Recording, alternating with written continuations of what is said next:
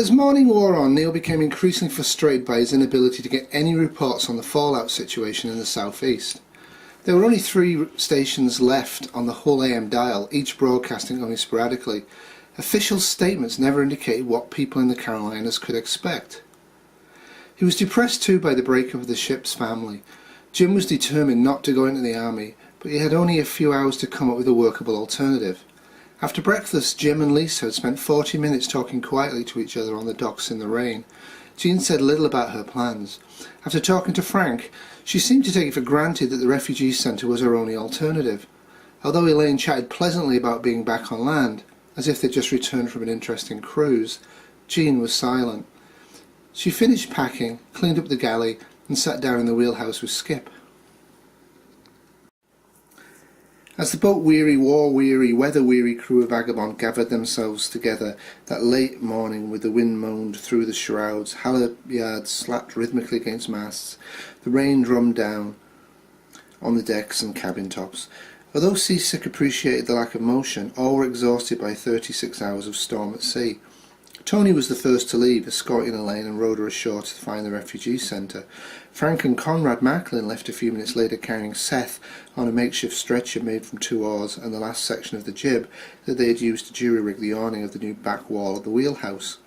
The plan was that they would take Seth to the hospital and that Frank would meet Jean later at the refugee centre in the high school. Macklin, ineligible for the draft because of a foot shattered by a mine in Vietnam, had announced he was planning to try to get further south by car. Neil hoped he would simply disappear.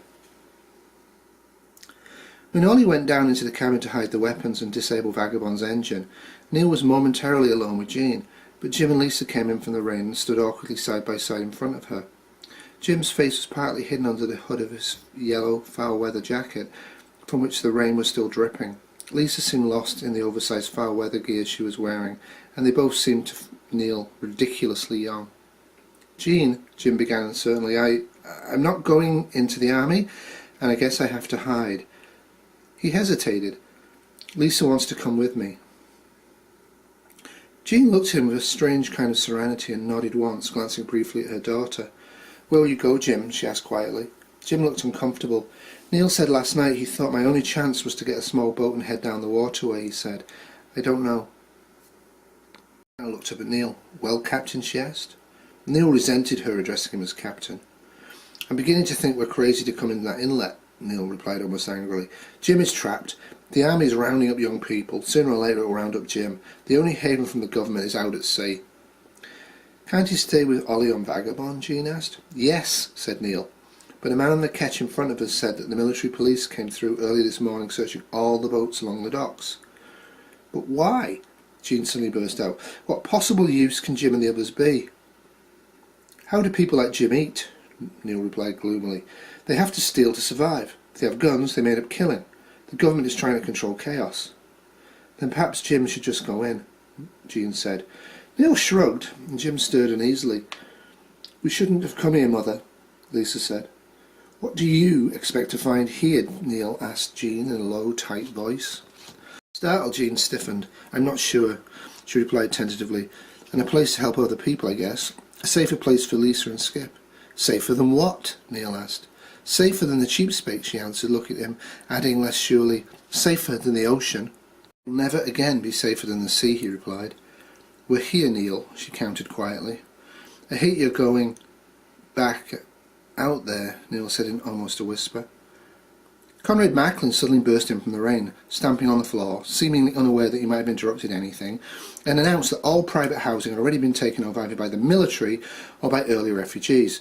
There was absolutely no food being sold anywhere. The hospital they'd taken Seth to was so overcrowded they were treating people in tents and garages, or rather, not treating them. Hundreds of victims of burns, radiation sickness and retinal blindness were not being treated at all, as far as he could see. Frank had stayed behind to try to get medical attention for Seth. There were no vehicles available for going south and roadblocks on every major highway.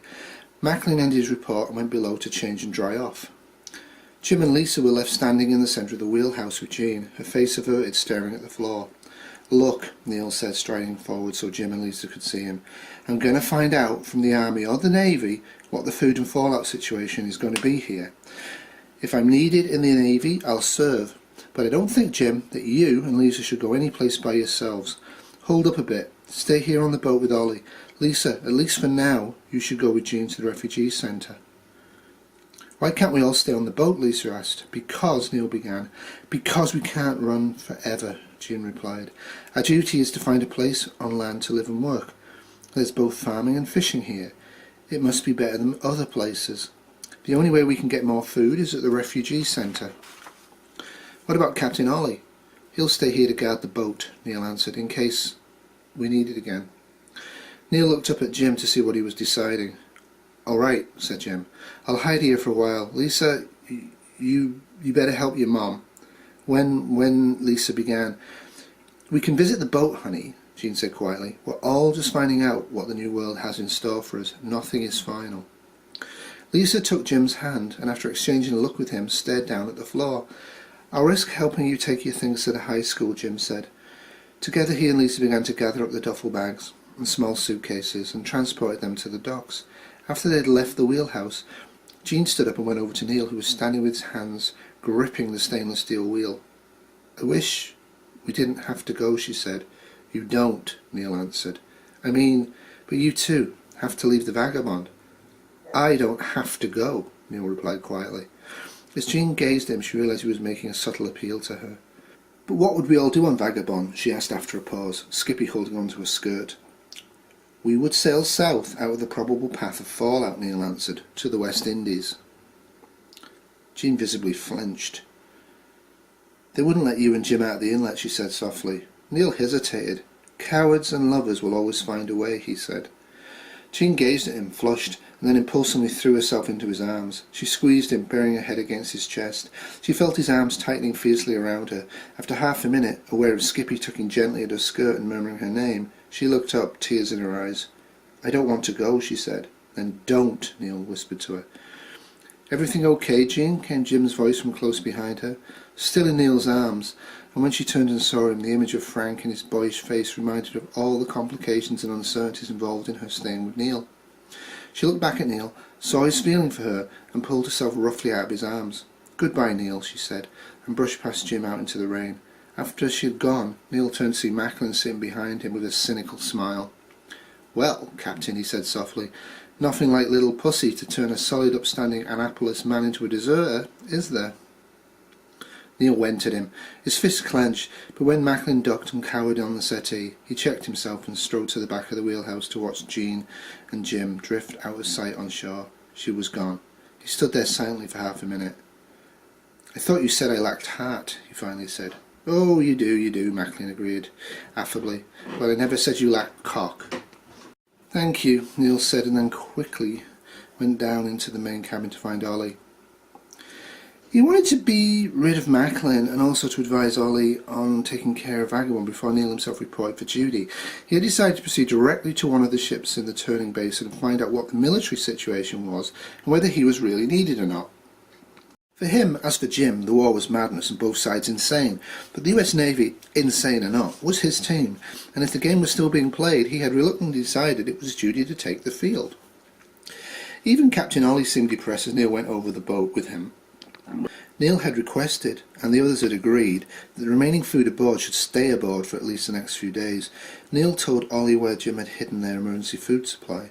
He also showed Ollie where the 2 pistols were hidden behind a partition in Jean's cabin. He showed him the 5-gallon jerry jug of diesel fuel lined up with the water containers, and now labelled water. Since pirates were still a threat, Ollie had disconnected the battery cables from the engine and hid both cables and 2 ignition keys, letting only Neil know their hiding place. In addition, Ollie decided to stash one of the 2 pistols in the galley where he could reach it on short notice. When they had finished going over the boat, Ollie stopped in the rain in the side cockpit and began chuckling. You don't act like a man who's leaving his boat forever, he said. Oh, I wish I weren't, Neil said. You're joining the Navy, if they need me. Who's going to decide? Them or you? Neil shrugged. Me, he answered. Then I'll keep the tea water hot, Ollie said, smiling. Cynical old bastard, aren't you? Neil shot back, smiling in spite of himself. I figured you got too much sense to get involved in a war, where if you don't shoot till you see the whites of their eyes, you'll die of old age without firing a shot. I already fought in that kind of war, Neil said. And loved it, didn't you? Ollie said, ducking into the wheelhouse out of the wind and rain, leaving Neil to face a rush of gloom.